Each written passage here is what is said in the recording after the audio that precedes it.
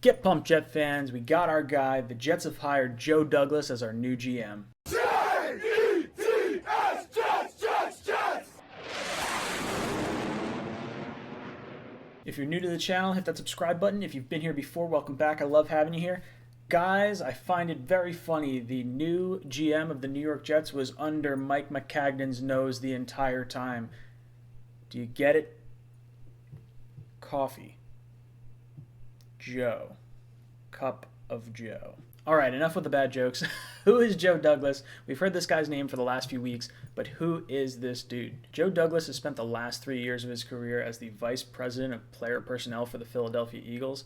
Before that, he was with the Chicago Bears in 2015, along with Adam Gase, so that's where that connection comes from. And then prior to that, he spent 16 seasons with the Baltimore Ravens under Ozzie Newsome. Yeah, I've learned a lot from Ozzie, but there's only one Ozzie Newsome, and he's a Hall of Famer for a reason. So I think everyone has their own unique style and what they bring. And just for me personally, I've been blessed to be around a lot of great people in this business and had a chance to see how things were done in Baltimore, see how things were done in Chicago with a mixed staff, and see how things are done here with people coming from different perspective and different viewpoints. Douglas had a major role in shaping how the Ravens look and played over the course of the last 15 years.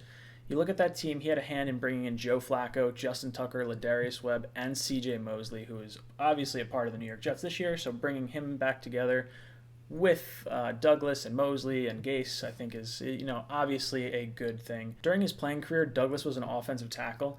Now, having that kind of knowledge obviously is a good thing for the Jets because our offensive line is not set to be very good. We still have question marks at center and long-term question marks at tackle on both sides. Now, this is good for us because Joe Douglas has proven to be very good at drafting offensive linemen. He selected Ben Grubbs and Marshall Yanda for the Baltimore Ravens, who both became Pro Bowl linemen, and he just had a hand in trading up for Andre Dillard, the tackle, in this past draft. Now, I have to give the Jets a lot of credit here because the Johnsons have had a lot of criticism thrown their way, being that they were not going to pay top dollar for a coach or a GM, and that seems to have changed. The Jets gave Douglas a 6-year contract, and the rumors are that it's about $3 million a year, which puts him up in the upper echelon of GMs in the NFL in terms of salary per year. And for me, I couldn't care less about how much you're going to pay one of these front office kind of guys, because none of this is counted against the cap. So I wish they would just throw silly money at these at these types of positions and just get the guy you want. Just forget about the money. You guys are making so much. So what? The Johnson brothers have to sell a few more bottles of baby lotion.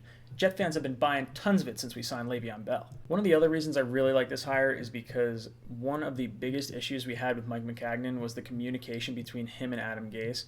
It was reported that Adam Gase was not allowed to talk to the scouts during the draft process because Mike Maccagnan did not want an unfair bias put on certain players and didn't want the scouts to change their opinions because of that bias. And with Douglas, this is not going to be an issue.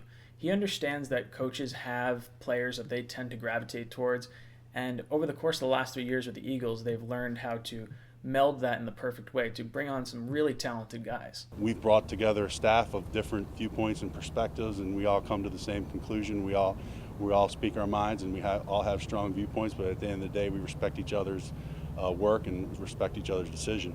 Adam Schefter is reporting that Joe Douglas turned down the Jets multiple times over the course of this process, and the Jets kept coming back harder and harder, making it impossible for him to refuse. Now, I don't know if that is a good thing because the Jets were determined and got their guy and they weren't going to take no for an answer, or if it's a bad thing because obviously this guy didn't fully want to commit to the Jets. Now, I can't really say there's that much of a shock because the Jets really haven't been that good over the course of the last 2 decades at least, and the Eagles are fresh off a Super Bowl championship, so obviously I can see the little bit of bias or reason for not wanting to possibly leave his current situation. Let me know what you guys think down below of this hire. I'm really excited about it. I think Jet fans should be excited about it. I think we are all moving in the same direction. We are all paddling down the same river. Let me know what you guys think down below, and as always, go Jets.